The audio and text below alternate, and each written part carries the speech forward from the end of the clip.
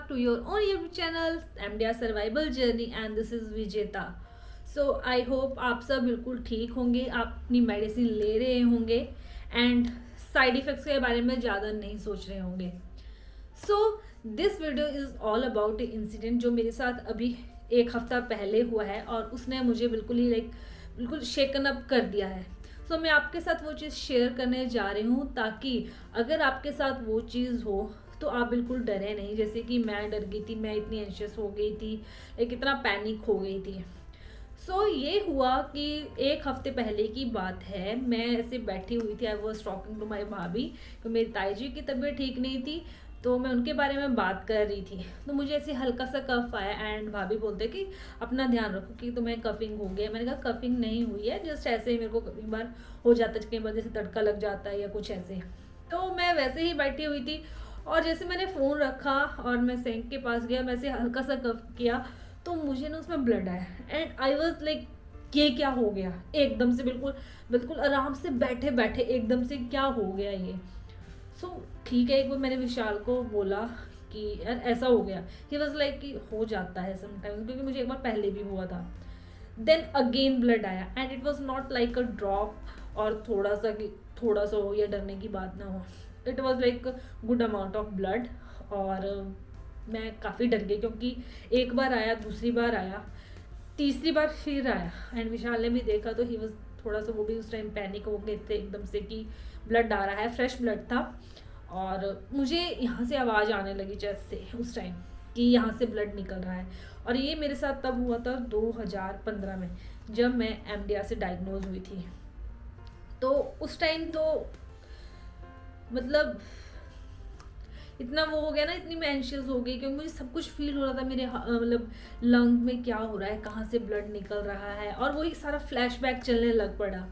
मुझे again blood आया फिर से और 2 बार और ब्लड आया और मैं काफ़ी पैनिक हो गई। लाइक मुझे सांस भी नहीं आ रही थी उस टाइम ढंग से कि मैं सोच तो क्या ही पा रही थी। मुझे एक तो 2015 का फ्लैशबैक चल पड़ा और एक मुझे किसी ने बताया था, एक लड़की थी कि उनको कोई सिम्टम्स नहीं थे लेकिन उनको ऐसे ब्लड आया था, she was like having her dinner और उसे ऐसे ब्लड आया था। तो वो भी चीज़ें चल पड़ी कि कहीं रिलैप्स ना हो गया हो, कहीं रिलैप्स ना हो गया हो।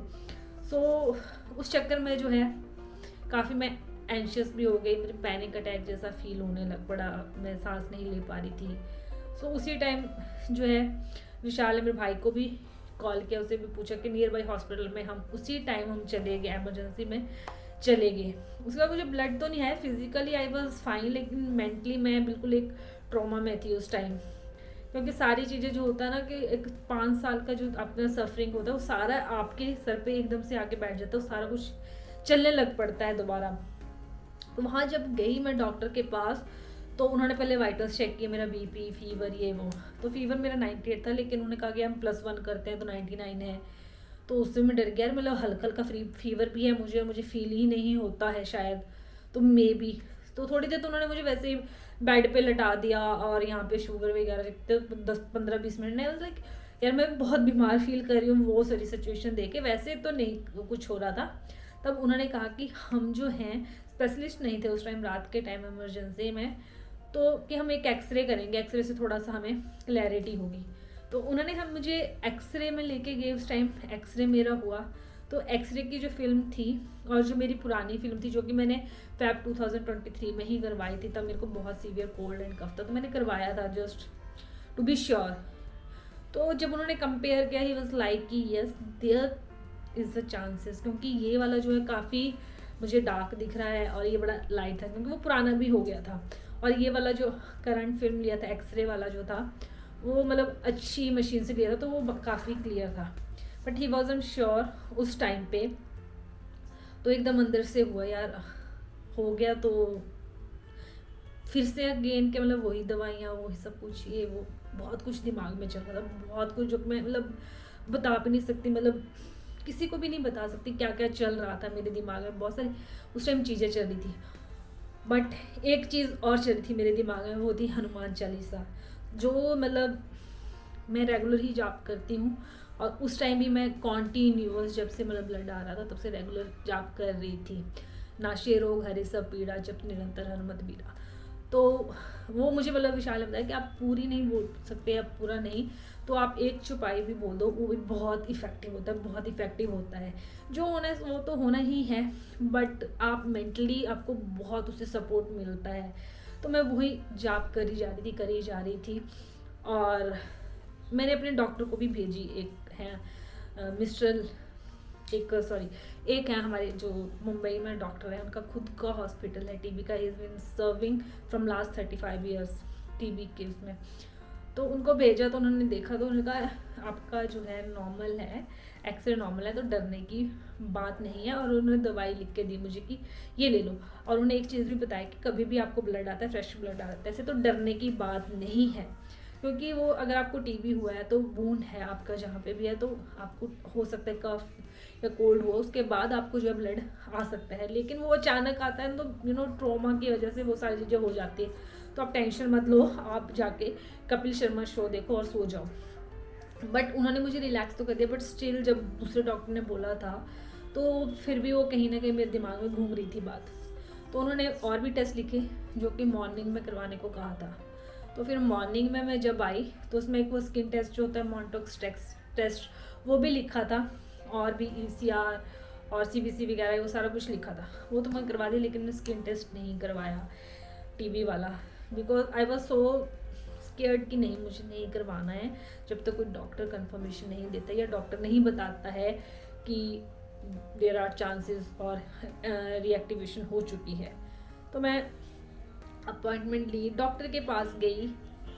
तो उस टाइम डॉक्टर ने देखा, दोनों एक्सरे देखा, इसने कहा कि अभी लग तो नहीं रहा है ऐसा कुछ, बट आप एक और CT स्कैन करवा लो।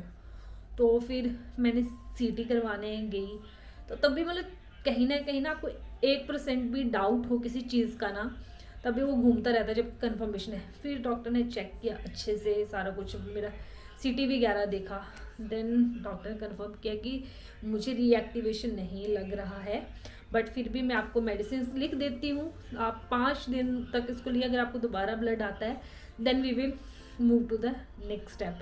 बट थैंक गॉड मुझे उसके बाद ब्लड नहीं आया, मुझे उसके बाद ठीक रहा।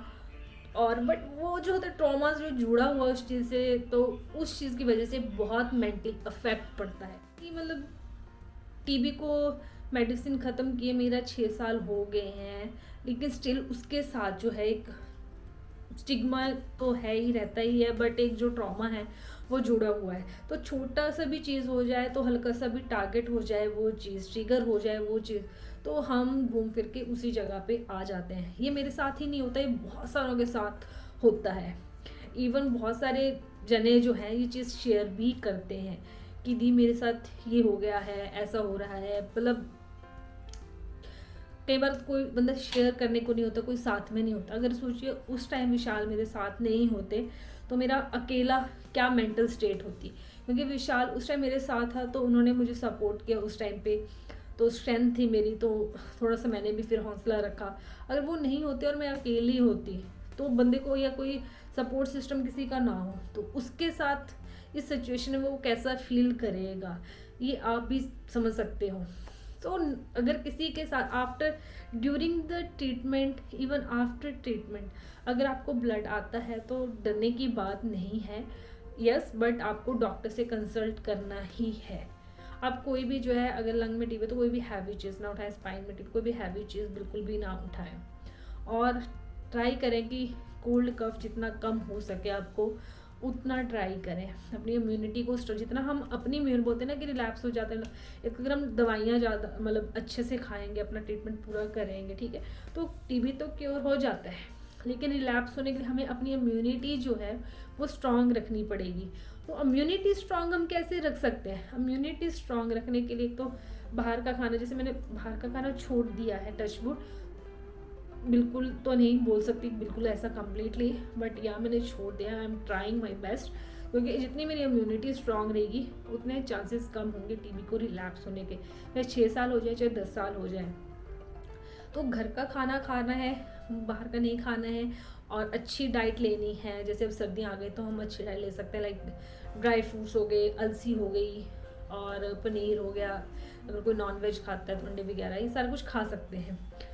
और अगर इम्यूनिटी अच्छी रहेगी तो एक स्ट्रेस फैक्टर भी हो, तो स्ट्रेस नहीं रहना है, थोड़ा बहुत एक्सरसाइज, एक्टिव रहिए थोड़ा सा, दैट वुड बी इनफ। अगर आप ज़्यादा नहीं कर सकते मेरे जितना, तो ये सारी चीज़ें जो मिलके जो हम अपनी इम्यूनिटी को जो है स्ट्रॉन्ग रख सकते हैं, एंड टीबी रिलैप्स होने के चांसेस कम से कम हो जाते हैं इस केस में। सो मैं अपने साथ, आपके साथ ये इंसिडेंट शेयर करके मुझे काफ़ी अभी हल्का फील हो रहा है, एंड आई होप आपको भी हेल्प मिले, क्योंकि मेरे बहुत सारे मैसेज आते हैं कि ब्लड आ गया, ब्लड आ गया, ब्लड आ गया। तो मैंने कहा कि मैं ये शेयर कर देती हूँ कि मेरे साथ ऐसा, और ये मेरा 6 सालों में मेरे साथ ही सेकंड इंसिडेंट है। पर इस टाइम क्या था, उस टाइम थोड़ा सा ब्लड था और मुझे उस टाइम कोल्ड कफ था, और इस टाइम मुझे ये था कि मुझे पहले ही मेरा गला ख़राब होके हट चुका था, और इस टाइम फ्रेश ब्लड था, मुझे पता लग रहा था कहाँ से ब्लड आ रहा है, and plus a good amount of blood. तो इसीलिए मैं ज़्यादा डर गई, और ट्रॉमा का तो मैंने बता ही दिया, मैं बार बार नहीं उस चीज़ को बोलूँगी। तो आई होप आपको इस वीडियो से, इंसिडेंट से आपको थोड़ी हेल्प मिली हो, अगर कोई इस फेज से गुजर रहा हो। And guys, I am sorry कि मैं वीडियोस बहुत कम बनाती हूँ लॉन्ग फॉर्म की। आई विल ट्राई कि मैं वीडियोस ज़्यादा से ज़्यादा बनाऊँ। आप अपना प्यार देते रहिए और subscribe to my YouTube channel, and अब मिलते हैं नेक्स्ट वीडियो में। तब तक के लिए सी यू, बाय बाय।